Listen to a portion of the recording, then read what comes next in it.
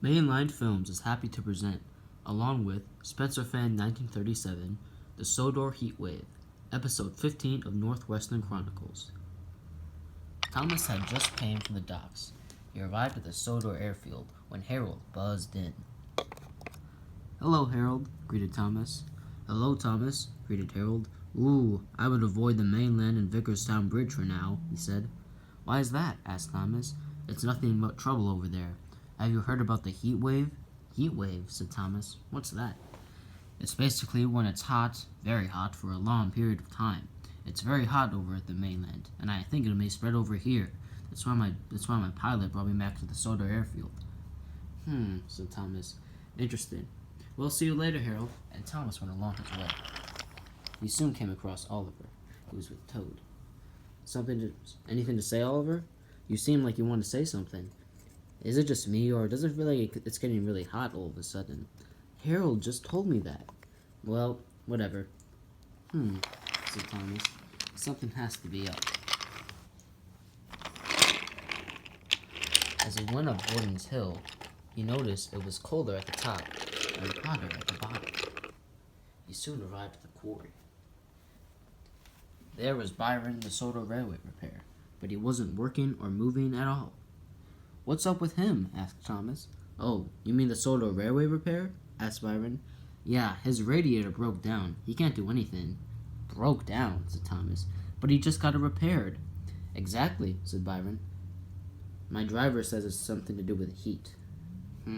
Said Thomas. Maybe this heat wave may actually cause some trouble after all."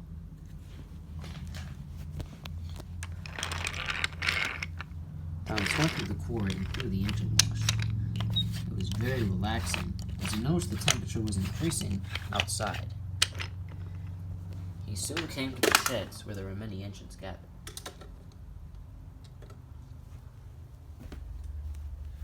There were Rusty and Edward. "Hello, Rusty," said Thomas. "You don't need to come around here." "No, I don't," said Rusty. "But I decided to pop over here. The Scarloli Railway is very hot all of a sudden. It's just like this giant, thick smog of heat just came out of nowhere. The driver said it wasn't safe for me there." Said Thomas. "Yeah, I've heard similar things going around across the island. Edward, what do you think?" Said Edward. "It's been a long time since a heat wave has even come close to affecting Sodor. But I've heard it's been spreading across the mainland, so it may come here." "Oh no," said some of the engines. "What will happen to us?" said Mavis. Is it going to do anything to us?" asked Harvey. "From my experience, engines may or may not be affected, but the railway just simply won't be the same during the heat wave. It'll be a while before we get back on track. I do feel bad for Sir Topham Hatt, though." "Why?" asked Thomas. "Because this heat wave affects railways the worst. Think about it. Sir Topham Hatt has to manage goods and passengers, and the heat will only make things worse." And indeed, it would. At Knapford Station, the engines were also beginning to notice the thick smog of heat. James especially. He felt hotter than the red temperature coloring on his boiler. "Ugh," groaned James. "I feel so hot." "Nonsense, James," said Gordon. "That's why you should have gotten a nice blue livery. Silly you, thinking your red coloring has it all. You're attracting all that heat into your boiler." "Enough from you two," said Toby. "James has a point, though. This heat may start to get out of control." "Well, regardless," said James, "I am sick and tired of this heat, and if it gets any worse, I don't know if I'm going to operate like this anymore." Gordon was just beginning to leave with the express. "Well, I'm off," said Gordon. As Gordon was going across the switch, the trucks took advantage of the chaos. James, without even realizing it, was pushed onto the switch and crashed into Gordon. "Ow!" cried James. "Oh, silly trucks." "Silly trucks," said Gordon. "More like silly James. You should have been paying attention."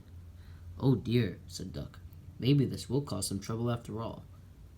Sir Topham Hatt came out to inspect the damage. "Well, the express will have to be delayed for some time, unfortunately. Gordon, I'm very disappointed in you, and you as well, James. What caused this accident?" "If I may intervene, sir," said Terence. "Have you noticed the sudden increase of temperature?" Come to think of it, I do, actually. What is that?" I've heard rumors of a heat wave spreading across Sodor. Heat wave. That's no good. Well, if this accident is a sign of anything, it's a sign that this heat wave will only cause more and more trouble down the line. I'm gonna have to go see how just bad it is, how bad this heat wave is gonna be, so I can better prepare the railway. In the meantime, engines, be more cautious with your work, and always be aware of the heat. And don't be afraid to get an extra drink of water here and there, or stick in the shed for a little longer than usual. Anyways, goodbye. Mr. Topham Hatt walked away. The engines and Terence were silent. He soon arrived at the Sodor airfield. Well, I guess this is where I could figure out how to solve the problem. And he went inside.